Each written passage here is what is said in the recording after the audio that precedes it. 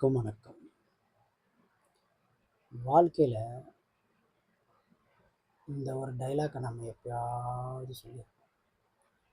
அன்னைக்கு நான் கொஞ்சம் யோசிச்சிருந்தா இன்னைக்கு என் நிலைமை இப்படி ஆயிருக்காது.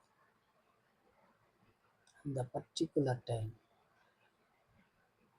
அந்த கண் நிமிக்கும் நேரத்தில் நடந்துச்சு அந்த ஆக்சிடென்ட்.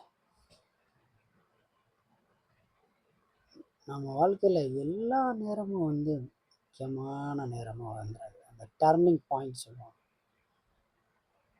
அதை நம்ம படிக்கக்கூடிய காலத்தில், வேலைக்கு போகிற காலத்தில், கல்யாணம் செய்யக்கூடிய காலத்தில் கரெக்டாக நான் அந்த படிப்பை படிச்சிருக்கணும், கரெக்டாக நான் அந்த வேலைக்கு போயிருக்கணும், கரெக்டாக நான் அங்கே ஒரு வாரம் அங்கே போயிருக்கணும். இதை சொல்லும் போது எல்லாரும் என்ன சொன்னாங்க, தலையெழுத்து, சாபக்கோளாறு, கட்டம் சரியில்லை. ஆனால் உண்மையிலே பார்த்தீங்கன்னு சொன்னால் அது எல்லாமே உங்கள் ஆழ்மன பிரதிபலிப்பு தான். உங்கள் ஆழ் மனசில் நீங்கள் என்ன பதிவிட்டீங்களோ அதுதான் ஆக்டிவேட் ஆகிருக்கு. அதாவது ஆழ் மனசில் நீங்கள் தனியாக போய் ஒன்று சொல்லணும், ஒன்று பதிய வைக்கணும் இல்லை.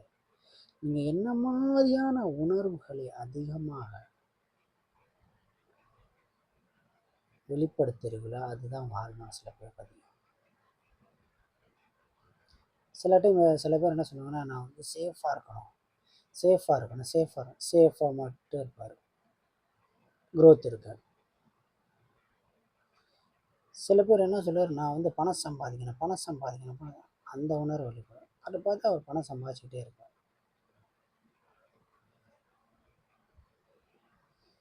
சில டைம் சில பேர் பார்த்தீங்கன்னா எதுக்கும் பெருசாக அலட்டிக்க மாட்டாங்க. அவங்க ஏதாவது ஒரு வேலை பார்த்துக்கிட்டே இருப்பாங்க.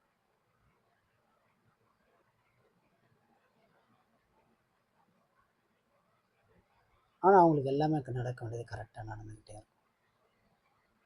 ஸோ அந்த மாதிரி தான் நீங்கள் இருக்கணும். எது நடந்தாலும் எந்த சலனம் இல்லாமல் எல்லாத்தையும் ஒரு நியூட்ரலாக பார்க்குற அந்த தன்மை வரும்போது உங்களுக்கு எல்லாமே சித்தியாகும்.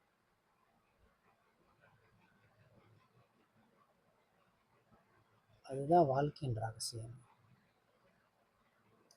ஐயோ நான் அன்னைக்கு அப்படி பண்ணிட்டேனே, ஐயோ நான் இன்னைக்கு இப்படி பண்ணிட்டேனே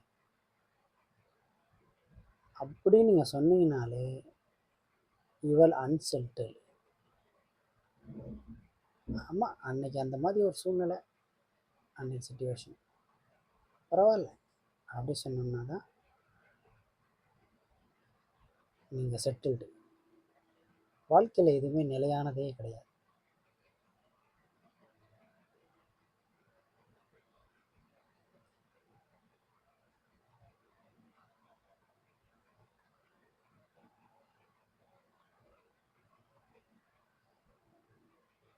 அந்த வாழ்க்கையினுடைய தந்திரத்தை நீங்கள் புரிஞ்சுக்கிட்டீங்கன்னா நீங்கள் வாழ்க்கையில் என்ன ஜெயிச்சிடலாம்.